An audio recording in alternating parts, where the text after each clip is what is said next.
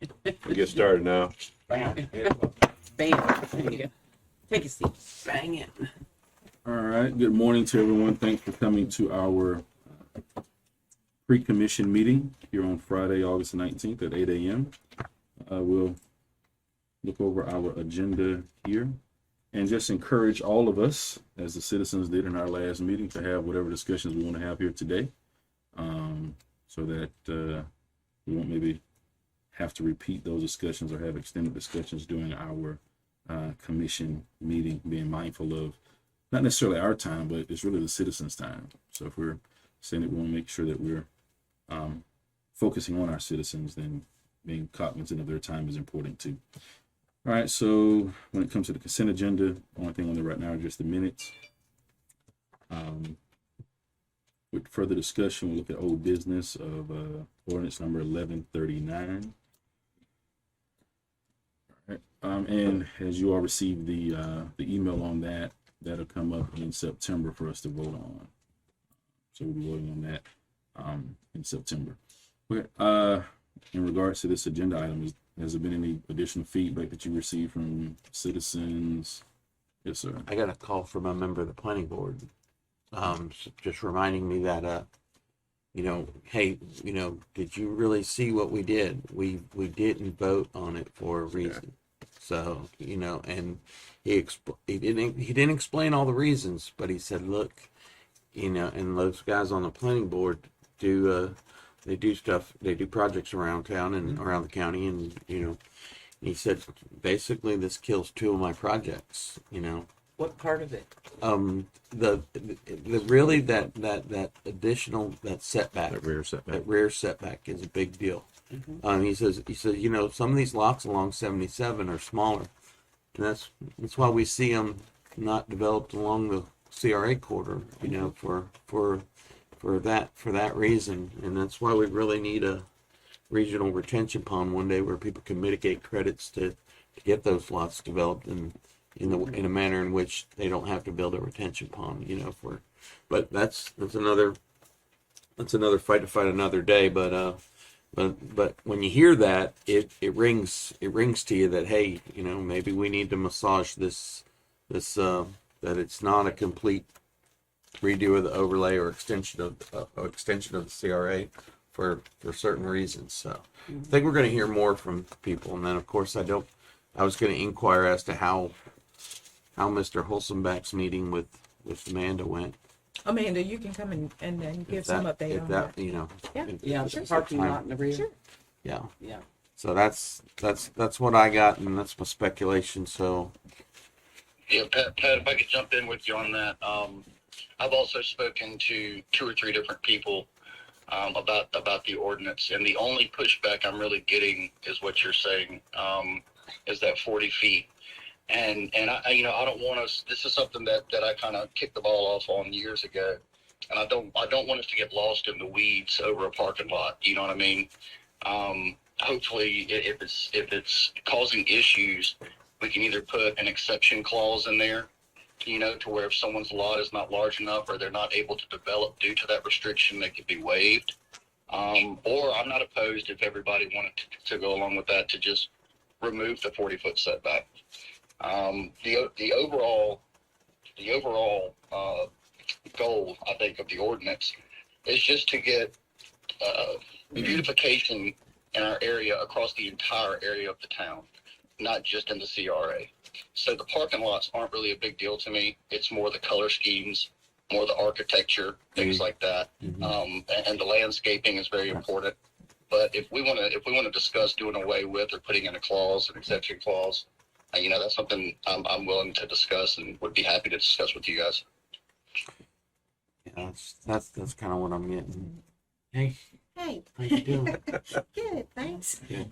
So I met with the gentleman, and he doesn't live in Inhaven, but he does have a vacant parcel in Inhaven. And the way that he is looking, even though we are not saying in the ordinance that they have to put parking in the rear, they still will have room. They can design their lot however they want to design their lot. They could put their stormwater in the rear. Generally, you wouldn't have your building right up against your property line anyway, because you need to get in the back of it. Plus, they have a required landscape buffer, and depending on what's adjacent to their property, that could be anywhere from 10 feet to 30 feet. So it's rare nowadays for someone to have their property right up against property line. But he is looking at it. I met with him, and it was an amicable meeting, but he went away as unhappy as he came in as far as that.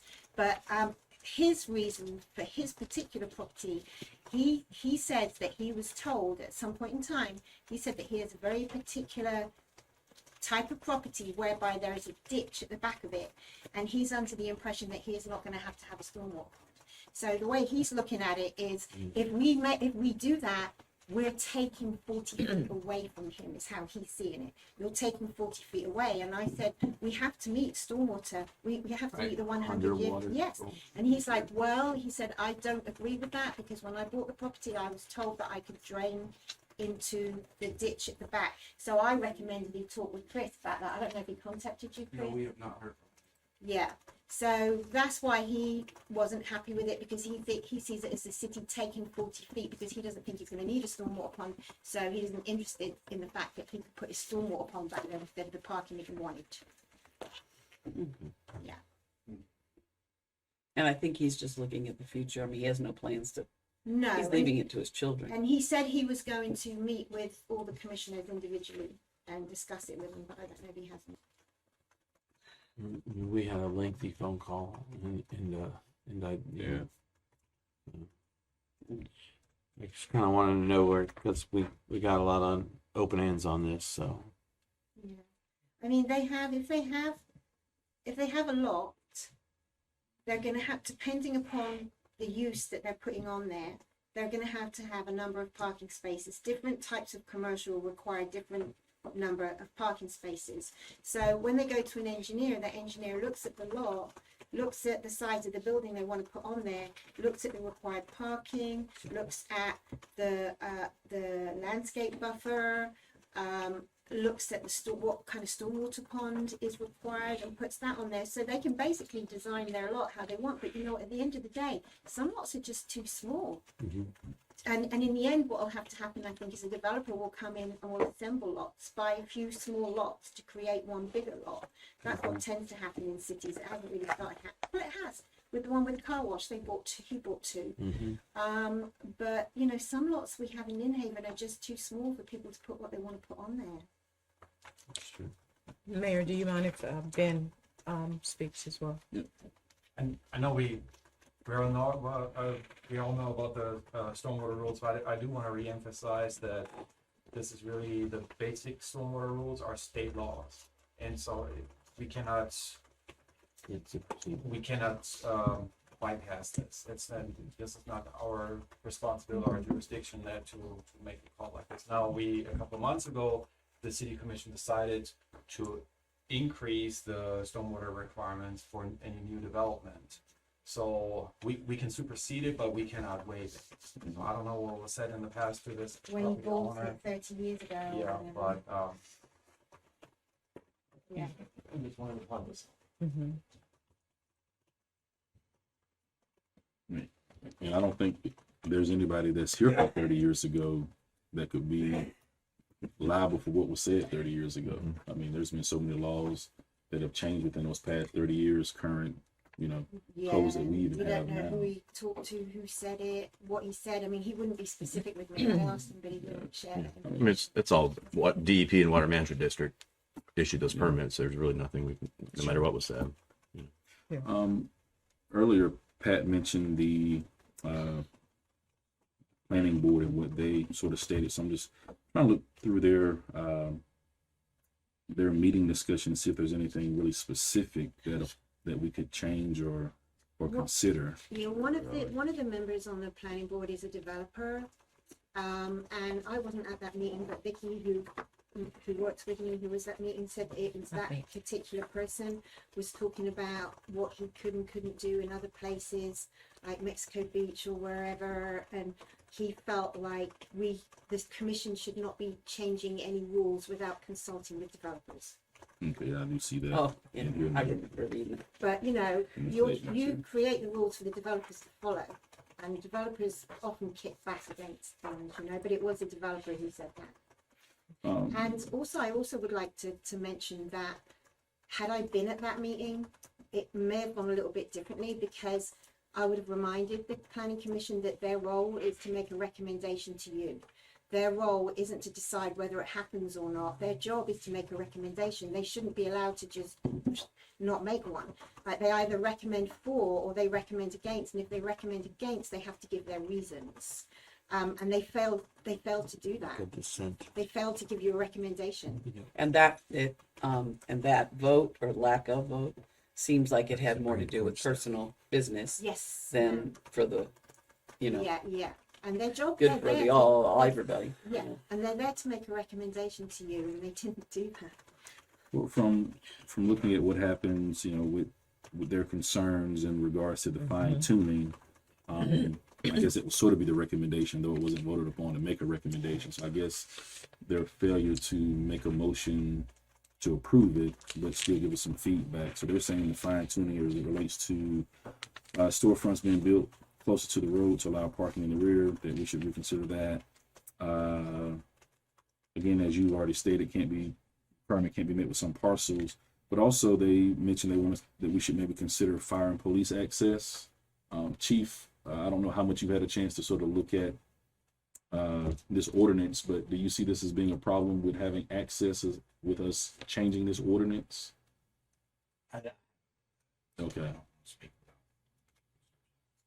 If they put parking, if some people put parking in the back instead of in the front.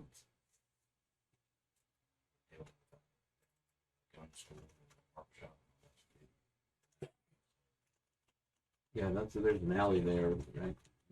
Access. All right. Any more questions for Ms. Amanda at the moment?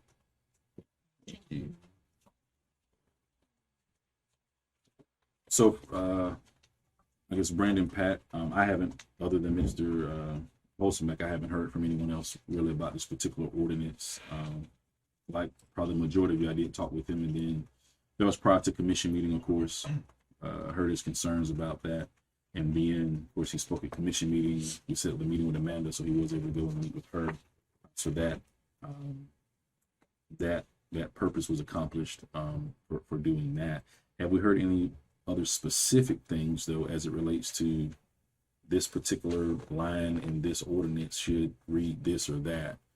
I know we're getting some feedback, but just anything specific, because if not, then it still leaves it up to us to try to figure out what are people wanting. I haven't heard nothing except from the gentleman we were talking about.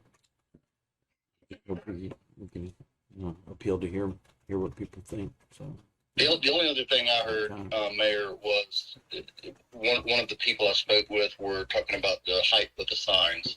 Okay. Wasn't a real sticking point with them necessarily. They were just concerned about safety with traffic. They said if all signs are, the same height as the window of a vehicle, are we making sure that the setback is far enough back to where people can see when they're pulling out of a lot, which was a legitimate concern. But, I told him, I said, well, these sign standards, you find those all over the place. When you're traveling, you're driving about through these communities.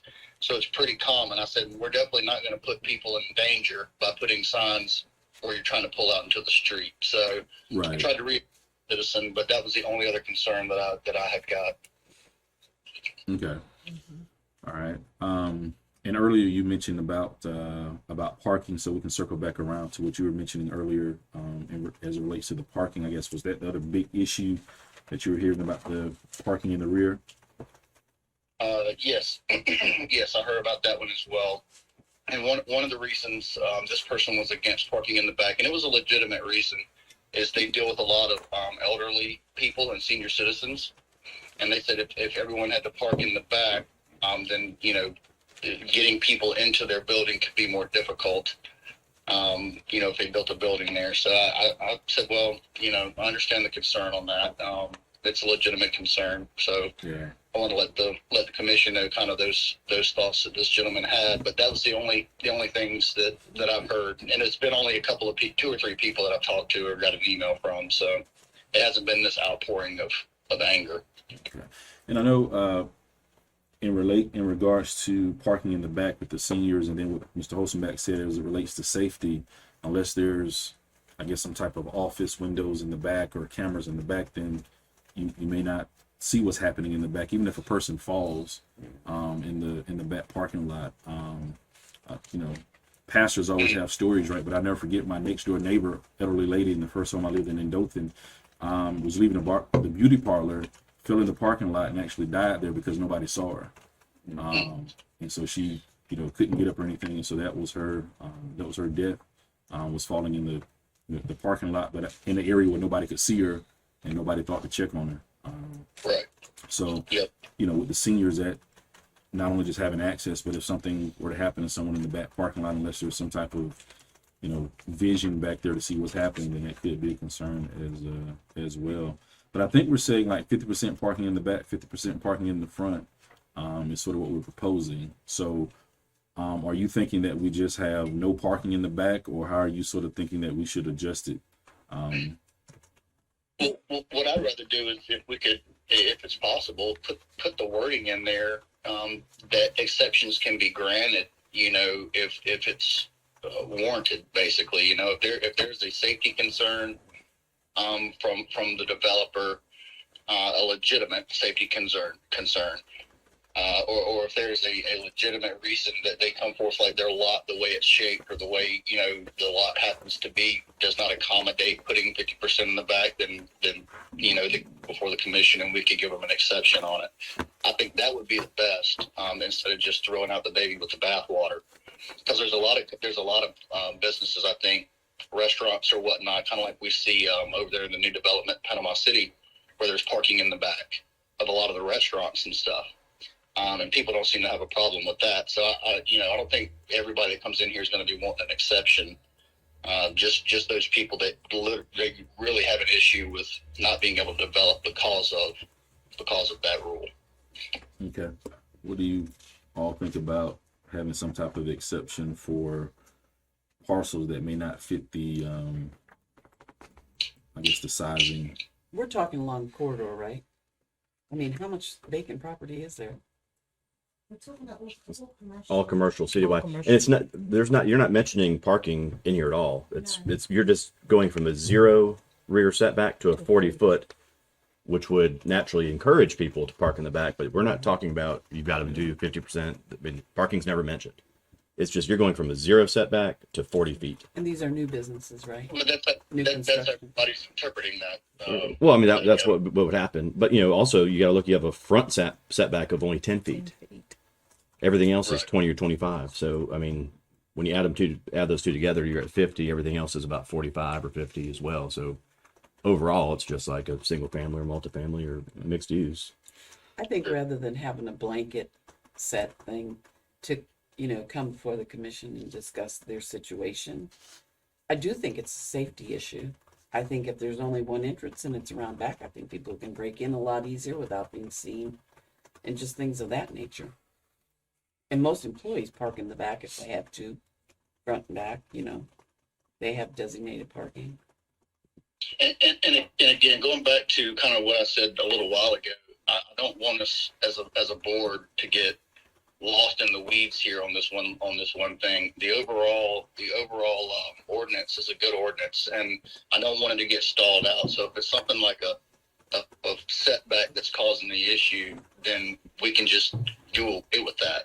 Just keep that part the same as it is now. Don't dictate that it's 40 feet back versus what it is now, but everything else stays in place.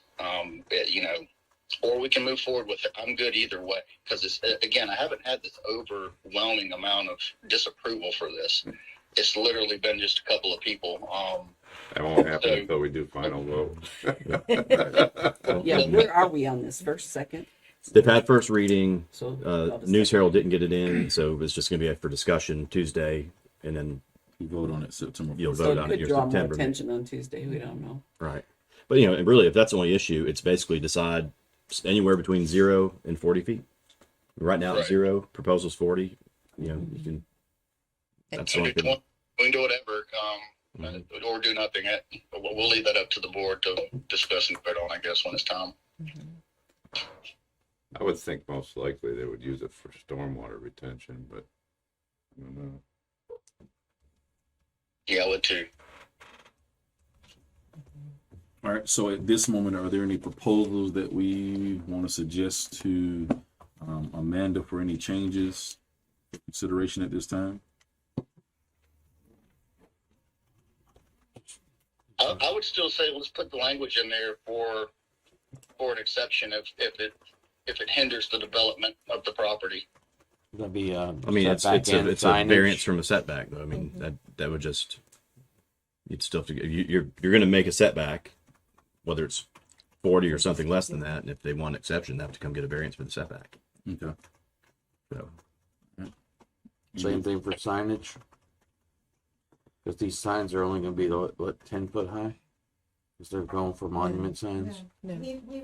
We have a line of sight requirement, so when we looked at their plans for their signage, if it was going to get in the way of, like if it was an intersection of a road turning onto a street, they would have to move it before they were able to get approval.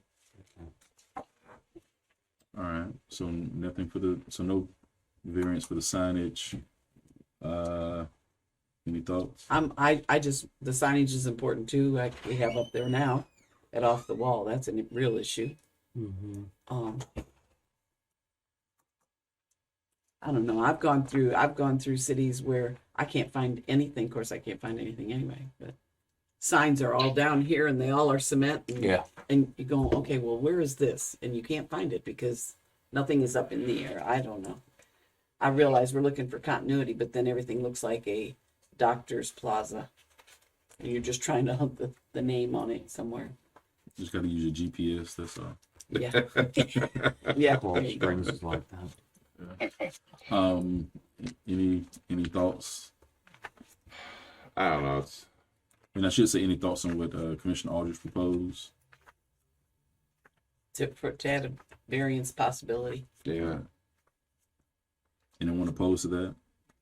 I'm not I opposed mean, to that. that's already It's you not already like have they're a out there variance. building You already like have a crazy. variance process. I mean, really, I mean, what Yeah. your change is to your setback chart. Yeah. Right. So it'd be the same variance process for anybody wanting a variance. I guess we from a need to setback. decide whether we want to keep it at 40 or do we want to do it less. Right. That's the decision. That's really it. And Commissioner Aldridge proposed we could go halfway and put it at 20. What he mentioned a few minutes ago. I wouldn't be opposed to that.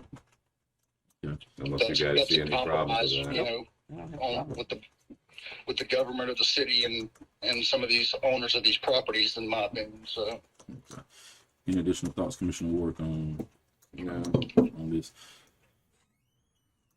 Pat? Sure. All right, so are we asking Amanda and her staff to change this to 20 or Ben to change? Oh, yes, sir. I haven't really discussed this with Amanda, but I do realize that a 40-foot setback has a much greater impact on a small property versus a larger commercial property. So it might be better to change this to a percentage of the overall depth of the commercial property. So what I would suggest is that Amanda and I are going to sit down between now and Tuesday and come up with maybe an updated recommendation. What happened with the Right. percentage on setback? You put a percentage. Percent you could of have the it. depth The of depth the of the No, I property. think that's going to get too complicated. That's good. Yeah. Home-based code's quite efficient. Yeah. I think that's going to get too much. It needs to be very clear and concise so that you do not confuse people of what it is that you're asking them to do. Yeah. And so I think the commission will need to decide going forward how they want to handle it. The reason, let me just give you the logic as to why I said 40. The logic on that was, as I said, they are required to have a landscape buffer. The minimum landscape buffer they can have is 10. Okay, so right now, even though they've got a 0 setback, they can't actually go up against the property line because they're going to have a 10-foot buffer. Some people might, if they've got commercial behind them or mixed use, be able to put a fence up there. But I was thinking in my mind, 10-foot landscape buffer. And then I was thinking of a parking stall, which is 9 foot wide by 20, I believe.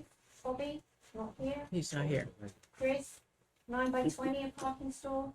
Yeah. Yes. So I was thinking 10 foot for the landscape buffer, 20 foot 30. for that's 30, and then you've got to have your driving aisle, which is 10.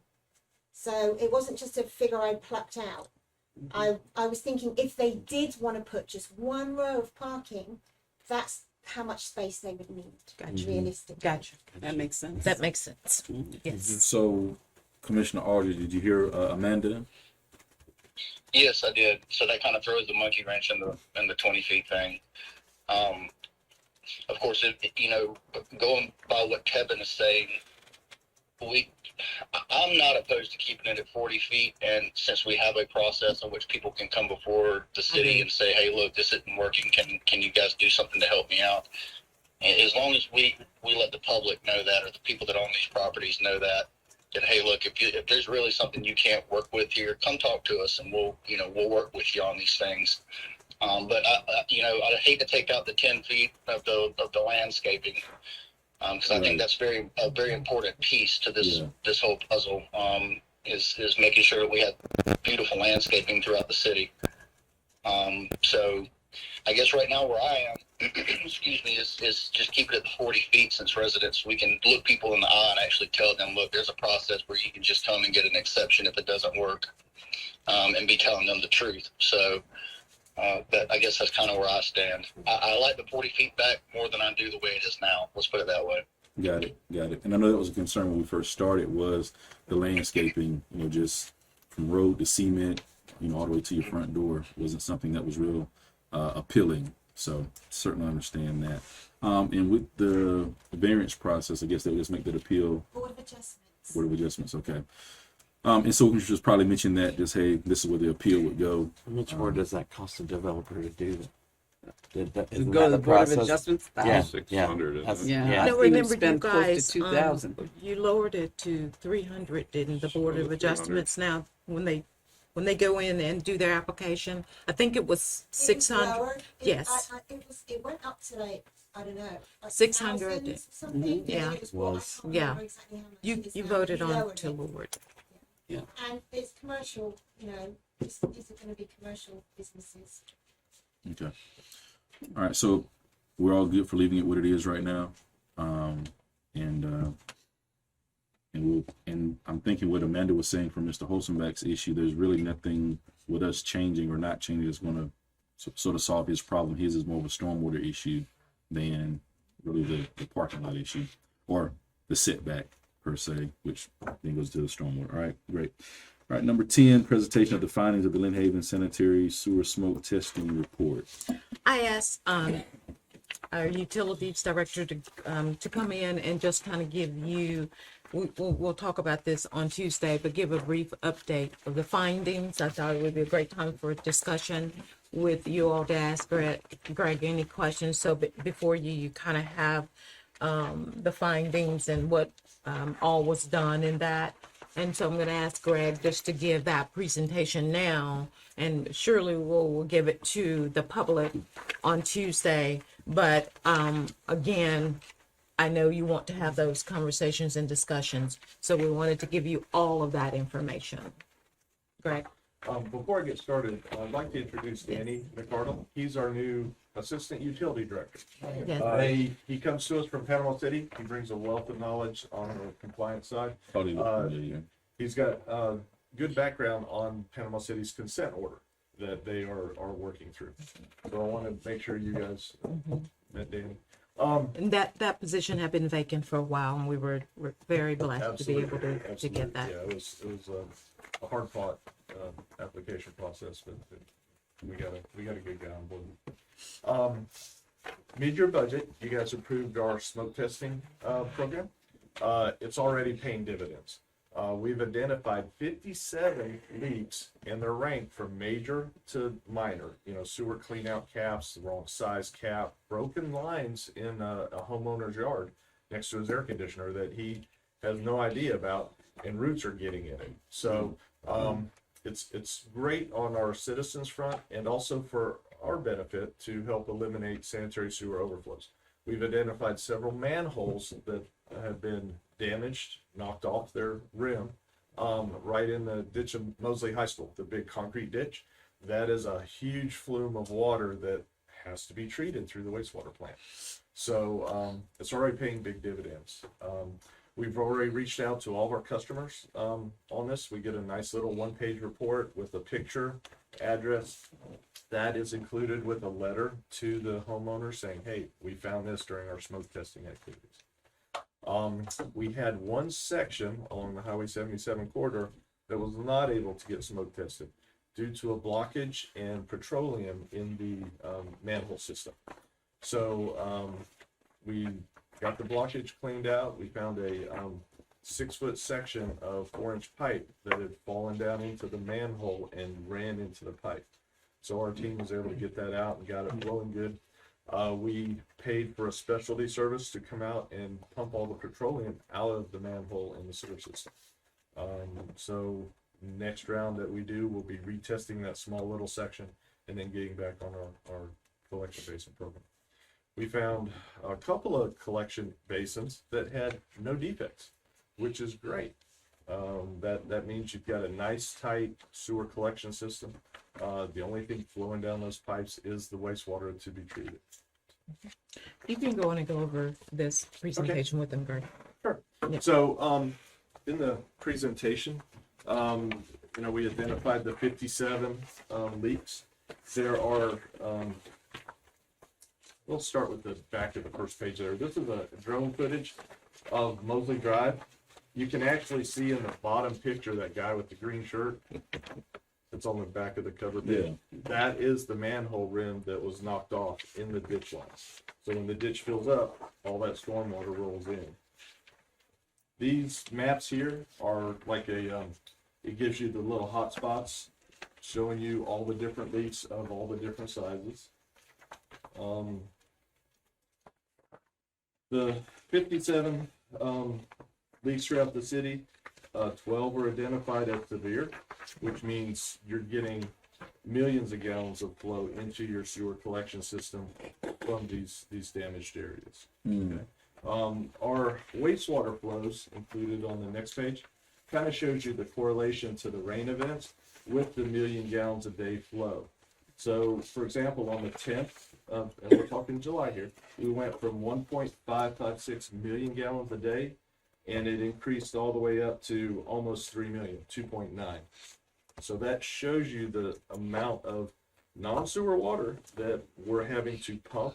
It takes electricity, we're having to treat, takes chemicals, and it increases our capacity of the gravity system at the sewer plant to be able to handle that water. So when that system fills up, can't handle it, up comes the wastewater through the manhole roots. Now, are we having to, when that situation happens, is that causing us to having to hold our pond water longer at that point because of the influx of water there? Well, a couple of options that we have when those occur. We actually take that raw wastewater and put it into our reject pond at the wastewater plant. That water, we only have so much capacity there. That gives us a little bit of relief. Once your pipes are full, it comes up the manholes. Okay. Now our new headworks project that we're on, that's going to take all those sewer force mains that currently surcharge the gravity collection system around the sewer plant and puts it directly into the wastewater plant. So that's another big key component in our program to eliminate SSOs and to get control of these issues. Okay. One question as it relates to, so we've identified the leaks, so that's awesome. So we're saying this is phase 1. So my question would be, I guess, is phase 2 being inclusive of the repairing of these on sort of that tier level? No, this is all, the repair side we're handling in-house with the manholes. We're working with those customers that have the broken lines on their property. The repair side is a separate. We're pulling that out of R&M sewer maintenance. This is just to identify those problems. Got it. So our next round coming up, we have it included in next year's budget. This will be for another set of collection basins, right? And if you look back on the next page, you'll kind of see the collection basins grayed out here. So that's the example of a sewer collection basin, and this one's called Zone 1. This is the 8th Street Circle area. This is a low-lying gravity sewer area that is I don't want to say constant, but it's one of our problem areas for sewer backing up, and it gets right into the bay, which then we have to do notice for the public, and we have to sample the bay for fecal and get that under control. And last time we did it, we had to sample for it was about a month. It was about 3 weeks. And that's very expensive. It adds up pretty quick. So what's our tentative time frame for, of course, you have to work with citizens as well. Sure, absolutely. The tentative time frame for having all the leaks repaired. I hope we have this all squared away by the end of the month, first of next, Okay. for our big major contributions. Okay. The citizens, we're going to have to circle back. We've done the initial letter asking for their help. There's one old trailer park area that has multiple broken lines on it where they removed the trailers.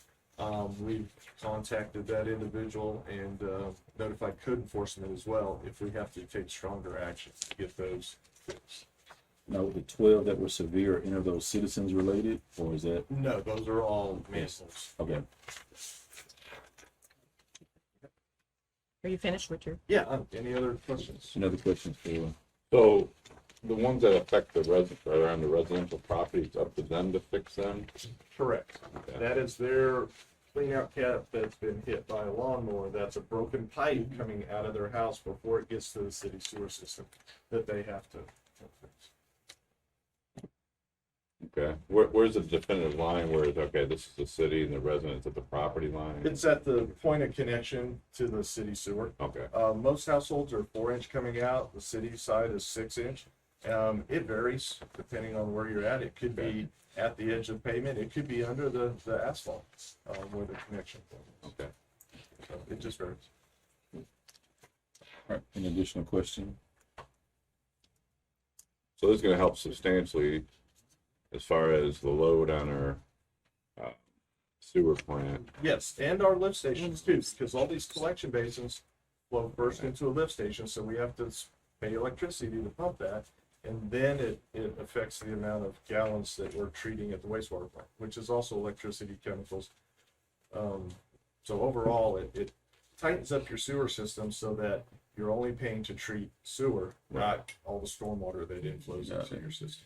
Because I think if I read this right, is we're planning on doing this every year, a different section. Absolutely. This is already paying dividends. Once we get these tightened up and fixed, we'll be doing the next round. In the next fiscal year. Greg, when's the last time the city did smoke testing? 2015. So you can see. And it took, 7-8 years ago. yeah, it took, we actually, before we started this program, we pulled that study out and had our staff go through and revisit all those findings and follow up to make sure those findings had been fixed, and they have.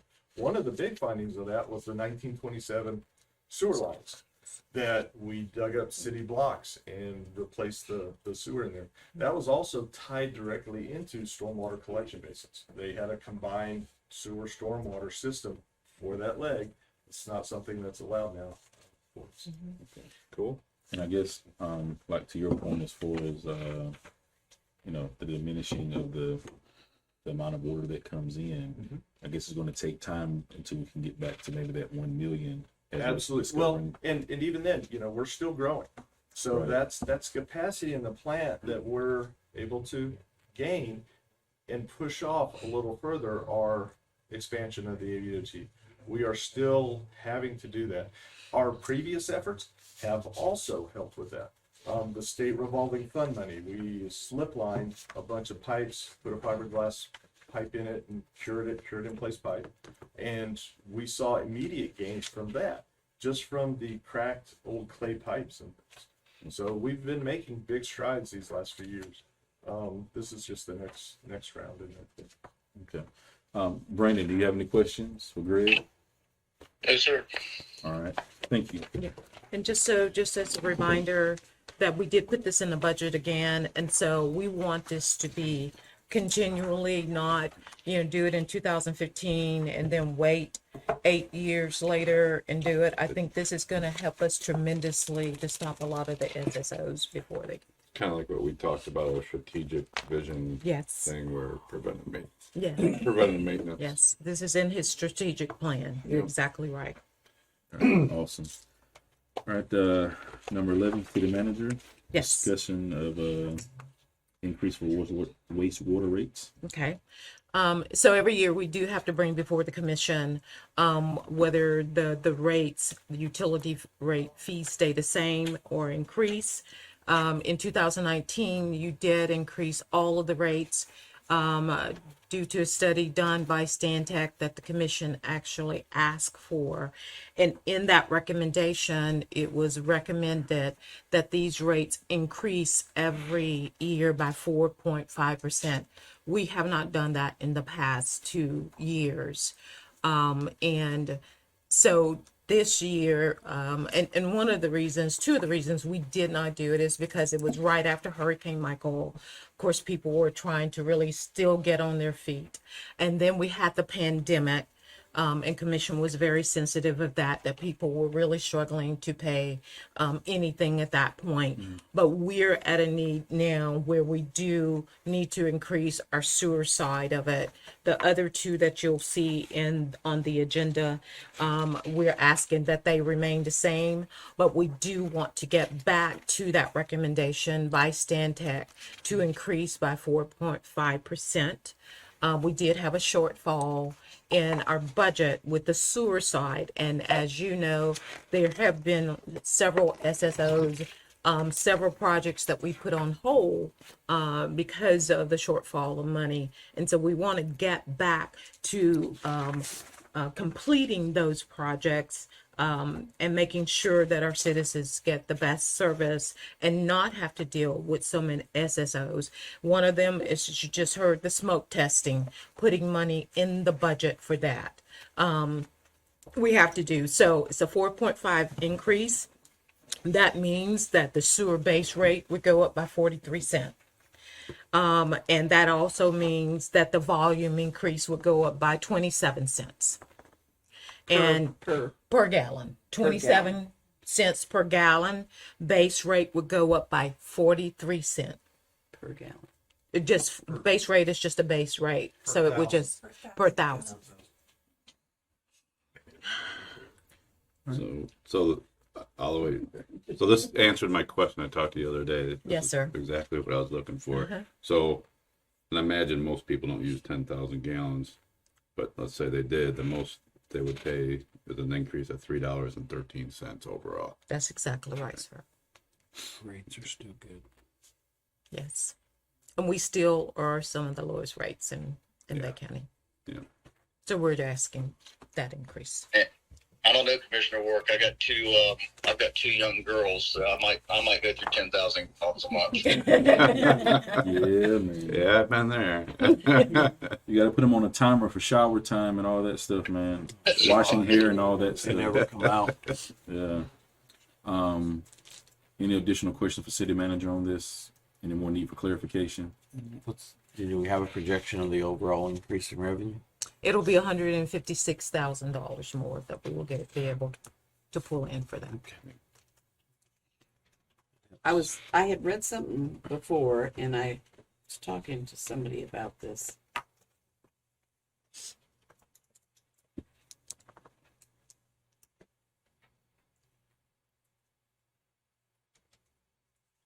The figures on, I'm gonna get my question together here before, and I'll probably call you, Greg. Because I want to, it has to do with the sewer water versus, you know what I'm saying, the intake and all of that business, but I guess, wow. I gotta get all my thoughts together. Okay. When was the last time we increased sewer rates? Been a long time. It's 2019. 2019, we increased water and sewer, and that's when the study came back. and the recommendation was given, and then we did not. And in that recommendation, which is a resolution that the city passed, that we would increase the rates, all rates, 4.5% every year. And so we missed 2 years that we did not increase the rates. All right, so let's let Commissioner Tender get her thoughts together so we can have some clarification before we leave. Oh, that's okay. I won't have it before we leave. No. We don't want to I wait. guarantee Well, you. here's the thing: we don't want to wait. We don't want to wait until Tuesday, and we have prolonged conversation. We can have the conversation today. Right. That's why we're here. Is Right. for that. Yeah. I mean, No, I don't have anything. Okay. I Do mean, you it's have just a anything vote, for yes Greg? or no, or whatever. Do you have any other questions for Greg? Nope. I mean, you got water coming in, you got sewer going out. Yeah, so your sewer rates are based on your water meter out front, so that 1,000 gallons that flows in, you pay 1,000 gallons sewer, so that's how that, we don't have sewer meters, we No. base it off of the water. going So what's into the coming in house. is just turning around, going out. Correct. eventually. We do have a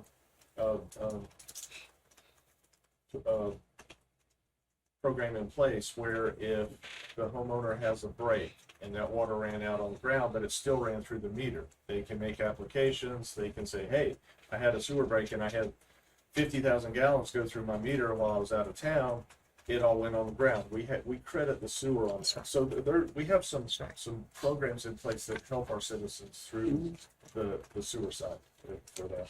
And how does this affect, or does it affect anything to do with reuse water? Well, we do run our reuse program based on our sewer thing. So all those millions of gallons that we treat to reuse standard, we have to treat it to a higher standard than another city that just dumps it out into the bay. It is an added expense that comes out of the sewer fund for all those reuse things. So in essence, is everybody paying for that? No, I thought they just charged the only people who our used reuse, it. because for several years ago, we used to do it for free. We used it as a disposal option for those areas we were able to provide it to. Many years ago, we went to like $6 for flat rate. Now we're at 15 for those customers that can get reuse. That's just a base flat rate. It goes right into our sewer funds. And we're growing. Our reclaim system, we're really running hard to grow those residential users. That's your second meter? Is that when you have two No, meters? that's a separate, the second meter for most homes, Ricky's, that's just water only. You don't get charged sewer on that. So that's drinking water, comes out of the same pipe as your house water does, but you're not charged sewer for that. It's because it's going out on the ground. And the difference between, I'm looking here, obviously, because I have an interest in this too, the commercial, it says the commercial usage volume will be determined by a building official. That's for your base rate and based on the size of your meters. So example, Walmart, big institution's got a big meter. They pay a higher rate than, say, a clothing store that opens up on Florida Avenue for, and that would be a standard 3/4 or 1 inch meter. I know that the business, my business water thing keeps going up. I'm well over $200 a month. Might need to check for a leak. If you see unusual activity on a water meter, that's usually a sign that you've got a bad flapper in your toilets. You could have a leak somewhere on your side of the, increased customer count. So yeah, that's. And also, I'd just like to remind the commission, as we move forward to try to take care of a lot of these projects, we want to be ahead of our wastewater projects and not behind. We've seen what's happened when we have let stormwater lax and how we've had to try to play catch up, and we just want to stay ahead of all of those projects and problems that we foresee in the future. Vicky brings up a very good point. Over the last couple of years, I've noticed a decrease in forward momentum. Several years ago, we did 3 major lift station rehabs. 2 years ago, we were able to do 2. This year, we could only afford to do 1. These major lift station rehabs are part of our capital Right. Asset management plan. And that's not talking about the pipes in the ground. These are the lift stations that actually convey that to the wastewater plant. It's aging. When you defer those maintenance items for reasons, it usually ends up costing more, and you run the increased risk of catastrophic failure. We came to the commission last time about a $75,000 emergency repair for lift station 69. That single pump that it was running on, the control panel for it died yesterday. So we have a diesel powered pump running in that neighborhood 24 hours a day till we can get those pumps back on. Thank you, Greg. That's All my right. update. Thank you. Did you have any questions, Brandon? No, Mayor, I'm good. Thank you. Okay. Number 12 is just approval of the resolution for the sanitation rates. Number 13 is approval of the resolution for the water rates, which brings us to, are there any objections to those? Number 14 brings us to first reading ordinance number 1138, city attorney. Yeah, we had a meeting with code enforcement and building officials a week or so ago, and as you see in there, we already had in our nuisance code, paragraph 2 and paragraph 8, but it didn't quite clearly capture the issue of stagnant water in pools or spas or whatever. So it was a kind of a quick fix. Just to clarify, yeah, if you've got a condition there that's breeding mosquitoes and it happens to be, in a pool or spa or any sort of threat to the public health and safety, it will be clearly defined now as a nuisance, and code enforcement can go out there and enforce it. So, Do we receive a lot of complaints about that? We're sitting on about 10 Right now. Uh-huh. Probably because of the hurricane, right? yeah, and I think you probably could have crafted some arguments based on this existing language, but if somebody challenged it, it wasn't quite clear enough. So this way, it makes it pretty crystal clear what they're talking about. All right, cool. Of course, this is first reading, so we won't be voting on it at this meeting, but, is there anything we want to discuss about it now? And part of that was the International Property Maintenance Code. I sent you guys an email maybe That's right. Friday. I don't know if anybody's looked at that document or not. I started and I thought, oh my God. Right. It's great. I put it down. Yeah. Yeah, and that's something. It's something staff brought to us, and out of that came some of this pool maintenance. We just said let's make this fix right now, real quick. In the meantime, so we're not waiting on this. But if you guys do have time to look at that maintenance code, we can have a discussion on it if you want to do it at the next workshop. I know it's not too thick, but it's 50 or 60 pages. I have a hard time going to sleep at night. Yeah, right. Okay. Well, just keep that on your radar. I know that code enforcement and building department want to talk about that. Mhm. And I'm assuming that with the procedures for alerting code enforcement would still be the same, though someone need to call and complain in, or is it something that code enforcement could just go by and? If they already have complaints, I mean, They already have it where they can initiate. On that 50-page document, Mhm. can we get individual meetings with code enforcement and oh, absolutely. Absolutely. Okay. Yeah. I'd If like you'll to- just I'd like to sit arrange one if I sit could, down so, with them, yeah. absolutely. And it's That way That's that's a good idea. And that document is something that's divided up in sections, and so there may be some sections that deal with interior that you don't want to deal with, but the exterior stuff you do. I mean, so I think Well, you're they're going through- they're all you're very going- familiar with it, and Yeah. they'd be happy to. Well, I'd be going through it with people who, and then get Mhm. their concerns at the same time. Yeah. So. And it goes, I think with code enforcement, they can't do anything if they can't see it. So it's probably. it's still going to be complaint driven. It's going to be complaint driven That's from the neighbor. non-anonymous, named complaint driven, right? Great. Number 15, discussion, possible approval with the Country Club Harbor Community Association. Yeah, and this one, and you guys may want to move it to the consent agenda. It's really pretty simple. The plats for the country club were done in 1983. The drainage and utility easements were dedicated to the public. For some reason or another, the HOA documents say that they'll maintain control of the easements, and so they've just been dealing with the drainage and utility easements in there, which has been great for the city because we've been kind of getting a free ride on that. Well, some issues have popped up over the last year, and it kind of came to everybody's attention, and so their attorney reached out when we had a meeting here 6 or 7 months ago with the HOA president. They brought out all the plats. We looked at it, and sure enough, and Chris Lightfoot was involved. Sure enough, it's clear on the face of the plat. These are all dedicated to the city. And so obviously it's the city's responsibility to maintain that. And so we basically came to this agreement. The HOA still wants some control over the surface and the landscape. So we told them, like, we'll take care of it. It's ours. It's in the plat. We accepted it. We'll take care of it. But as far as getting it mowed, it'll just be on the city's schedule. It may be twice a year, 3 times a year. If they want more than that, and that's where we came to this agreement. So they'll maintain the surface and landscaping on all these easements. The city will maintain whatever infrastructure is in there.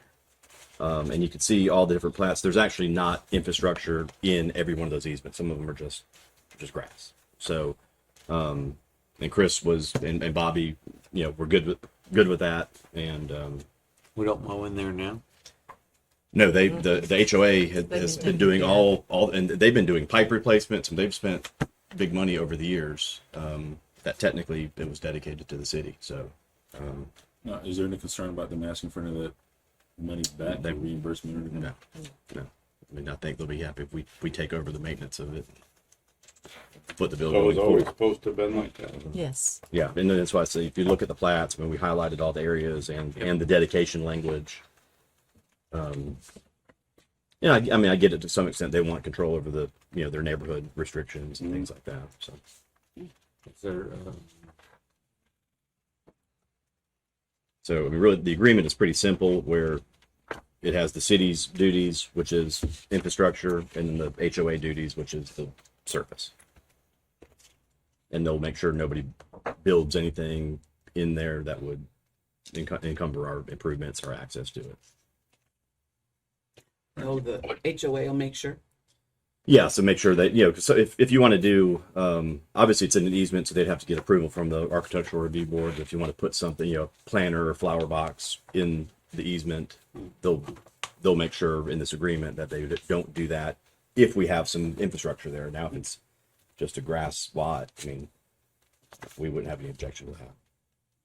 I think that they've tried to really be strict on not letting any encroachments in those easements anyway. Any additional concerns, questions about that?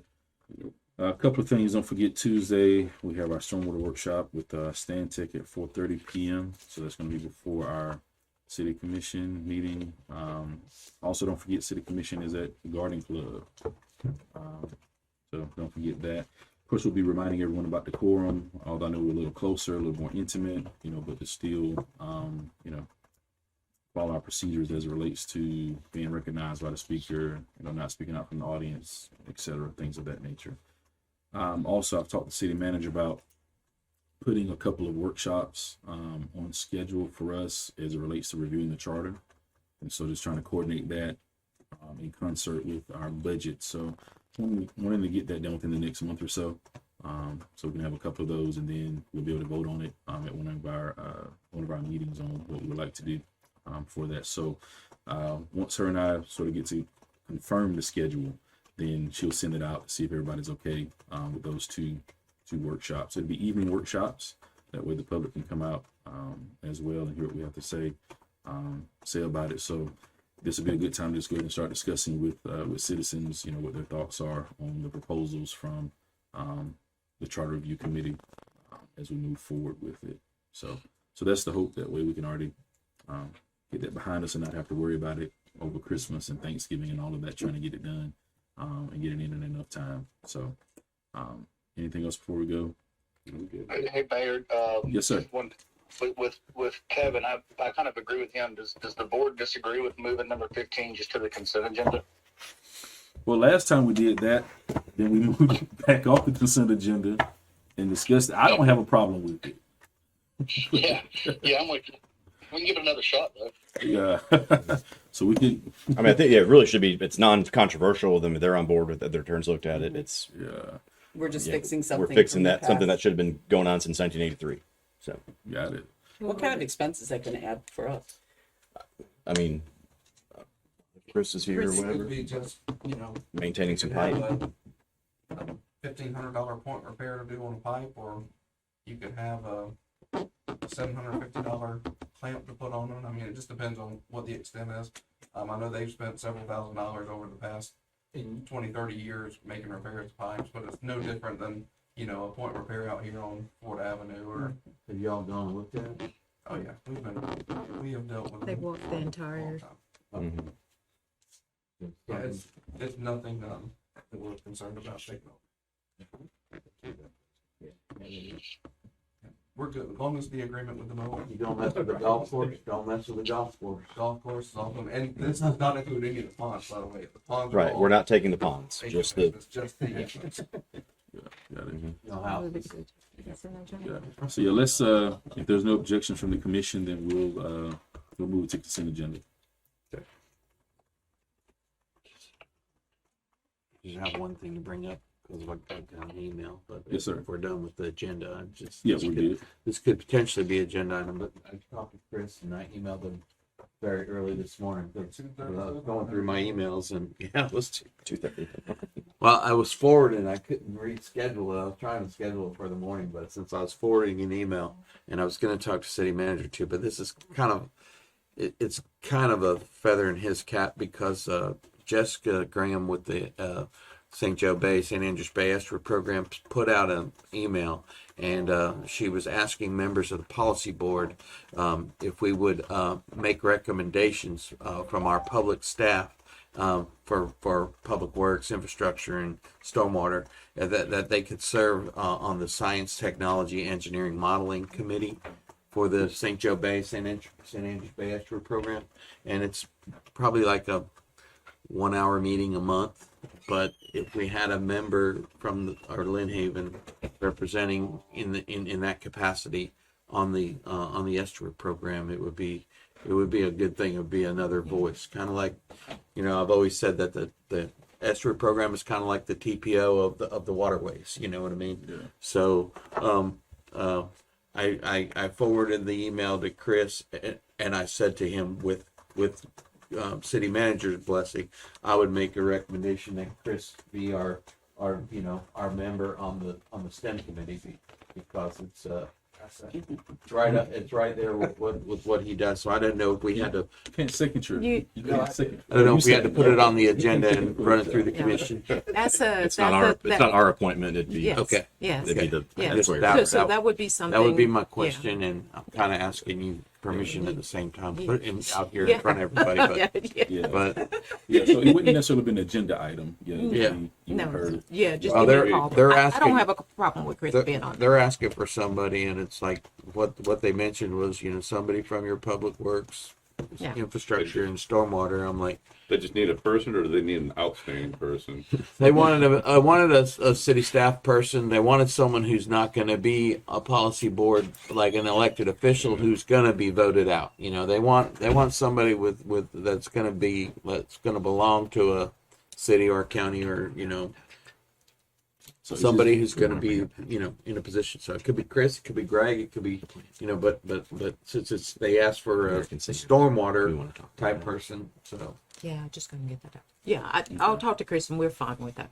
okay, All right, Yeah. awesome. Do you want to bring that up? Yeah. just okay. I don't know if anybody's seen. Well, I copied you guys on the email to Bay County with American Sand. We did that vacant lease. Yeah. I was gonna Yeah. wait until we were done. I Oh, want to Yeah. the Okay. update on Are we that. done? Are we? Yeah. We're Okay. good. They've been shut down, right? Well, and here's the point. I think I made it pretty clear that, you know, we advertised this as a vacant parcel. We told them it was what the zoning was. You know, we're just the landlord. We weren't trying to approve. We didn't approve anything other than the vacant land lease. And we were just trying to. And I've heard back from the county attorney and 2 of the commissioners and told them the same thing. That, I mean, listen, I mean, this is just vacant land up there. Yes, I mean, it's been there since 1999 and it operated for several years. I don't know the exact dates, but obviously at some point that lease was terminated and we rebid it out. So I think the county's taking the position that whatever, you know, grandfathering there was no zoning in 1999 when that's probably why they got permits, no problem. I mean, it's out in the middle of nowhere. And then in 2004, the county put zoning in, and used it as public institutional.